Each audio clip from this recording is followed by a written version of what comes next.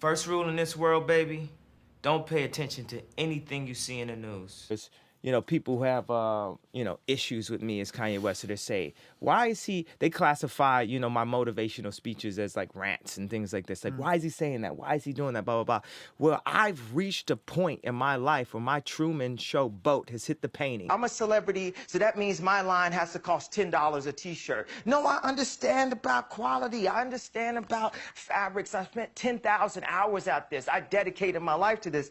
T-shirts. That's the most we can make. T-shirts.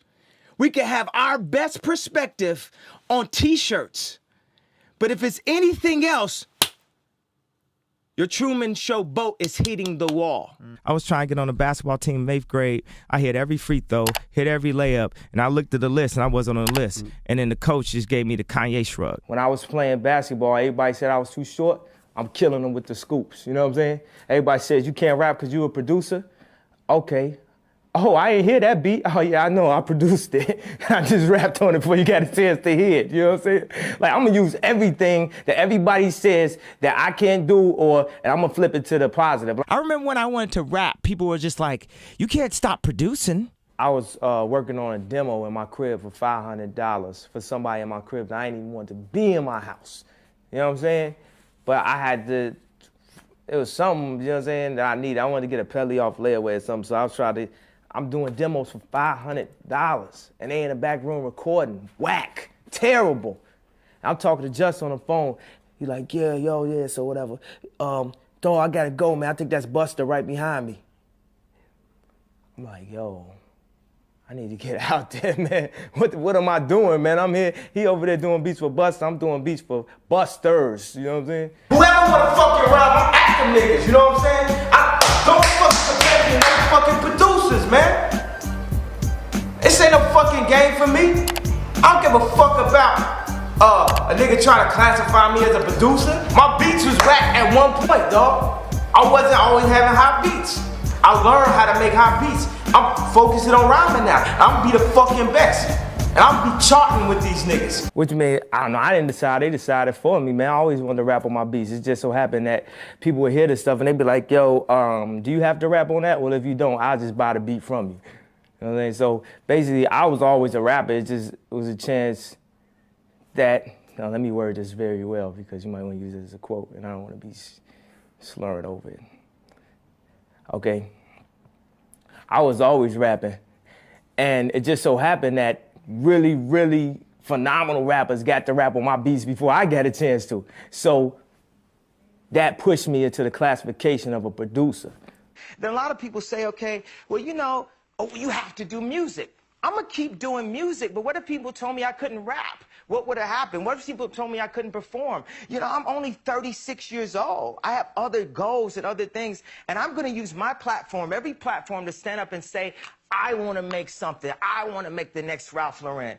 I feel like if I do what I'm supposed to do, people gonna look back like, man, dude, remember dude used to just make beats for people? You talk about, like, I'm trying to get to the point where I can drop my last name off my name, you know what I'm saying? Seriously. Like, I don't want to jinx myself or nothing, but I'm going to take this opportunity. Like, I got some songs, I got some stuff in my heart that the world need to hear. And I've got to a point that Michael Jackson did not break down. I have reached the glass ceiling. As a creative person, as a celebrity. It's like, it's so crazy. It's like, I've even had friends that were like my best friends that I showed. They'll see an interview and say, what are you talking about? And I'll show them a piece of work that we're working on, and they'll be like, oh, I understand why you're so frustrated. This is like mind-blowing. What's happening? Why don't people know about this? You guys don't understand. You guys don't understand that I did the Yeezys, and they eBayed for $90,000. Right. And people wanted them bad as whatever, right? Mm-hmm. But I didn't get a call from Nike the next day. For me to do the Yeezys and not have a joint venture backing deal with Nike the next day would have been like if I made Jesus Walks and was never allowed to make an album. I don't want anything that I don't deserve. I just want a chance to drink at the clear fountain. The musicians try to get more money by promoting other products, right? So you'll say, hey, you know what?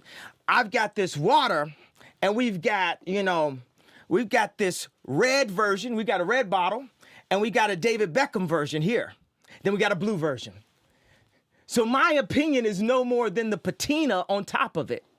I don't think my father really understood or thought that this would be the one hobby that I really do, because, you know what I'm saying, one second I'm Michael Jordan, the next second I'm, who's the freestyle champion that got his own, Dave Murray or something like that, the biker.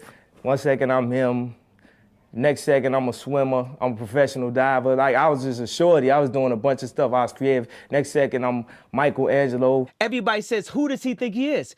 I just told you who I thought I was, a god. I just told you, that's who I think I am. Would it have been better if I had a song that said, I am a nigga? Or if I had a song that said, I'm a gangster? Or if I had a song that said, I am a pimp? All those colors and patinas fit better on a person like me, right? But to say you are a god, especially when you got shipped over to the country that you're in and your last name is a slave owner's.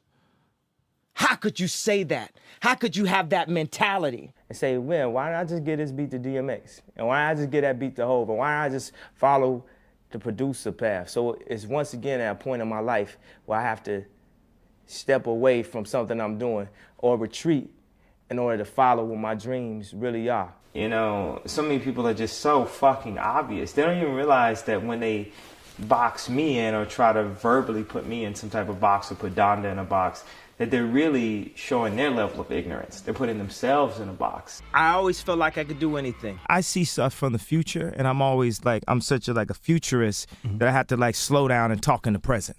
I am so frustrated. I've got so much I want to give. I've got ideas on color palettes. I've got ideas on silhouettes, and I've got a million people telling me why I can't do it. You know, that I'm not a real designer, I'm not this. I'm not a real rapper either. I'm not a real musician either. I don't know how to play the piano. When you said that, you was in a couple of groups and they always consider you to be everybody else to be the better out of the head.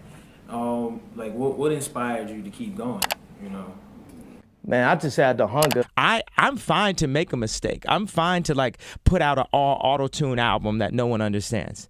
I'm fine to put out a completely punk new wave album that no one understands. I'm not trying to maintain, some spot in the hip hop charts on radio or something like that. I'm trying to open up people's minds. I want people to think more. I want people to feel like it's okay to create.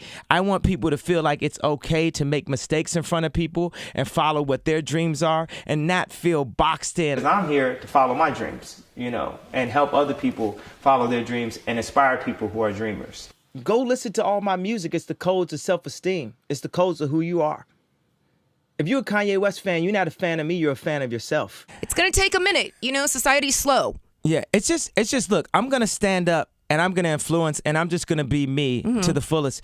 Because it's also with my approach, it's a certain point of a level of frustration because waiting for everyone to agree may take too long. Right. I'm not gonna sit inside of a corporation for 20 years. The time is now. The time is now to express and for people to believe in themselves. The time is now for it to be okay to be great. People in this world shun people for being great, for being a bright color, for standing out. We live in a world that if you're super positive and super creative, that it's scary. A lot of times I feel like if people don't agree with what you're saying, then they be like, oh man, fuck him, he a bitch, you know what I'm saying? Does that bother you at all, the criticism? Yeah, criticism can bother you, but you should be more bothered if there's no criticism. That means that you're Nobody too cares. safe. Yeah, Right. and nobody cares. People obviously care. They're they feel invested in a way. I